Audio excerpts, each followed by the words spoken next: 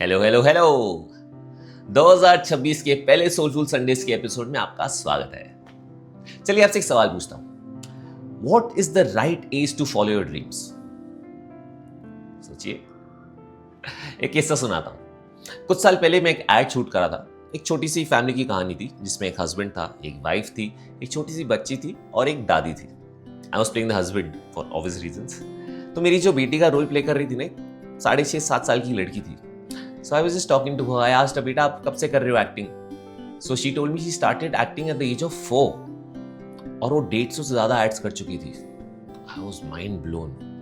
And then I was having a chat with दादी, who was an 80-year-old lady. मैंने उससे पूछा आप कब से कर रहे हो acting? She said she started acting after the age of 65. उन्होंने मुझे बताया कि all her life she was a housewife. उनको हमेशा से एक्टिंग का शौक था पर कभी कुछ कर नहीं पाई। She was busy with family. her kids, अब उसके बच्चे भी बड़े हो गए थे, उनकी शादी भी हो गई थी। Now she had time for herself, so she started auditioning and she started getting work. I was mind blown again. Here are two people, one who started her acting career at the age of 4 and the other one started her acting career after the age of 65. And it made me realize, yaar, it is never too early or never too late to follow your dreams. Age is just a number.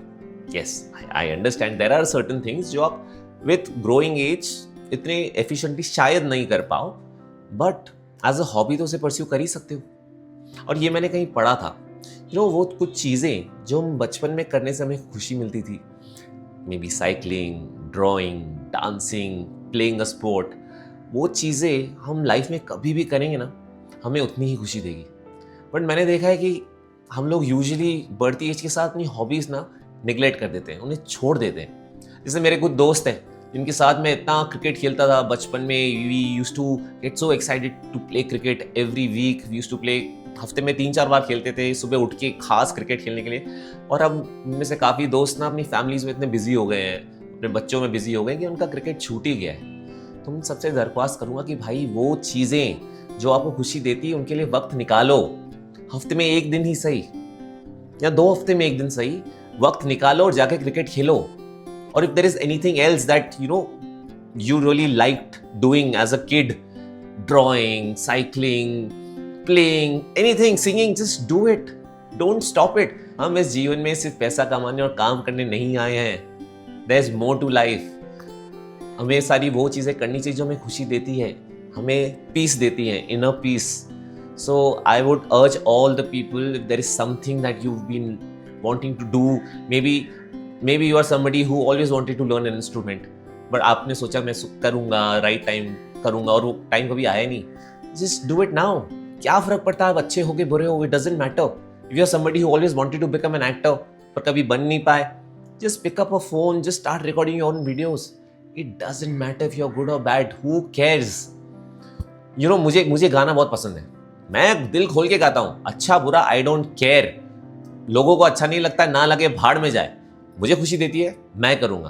तो मैं आप सबसे भी यही request करूंगा कि भाई, if there is something that you been wanting to do, maybe there is a dance class that you always wanted to join, do it now. It doesn't matter if you are good और bad, आप करते करते ही improve करोगे।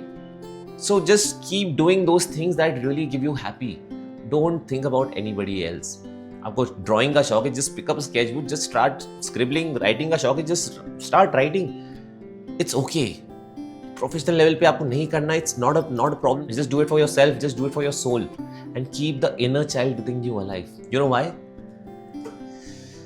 क्योंकि दिल तो बच्चा है जी,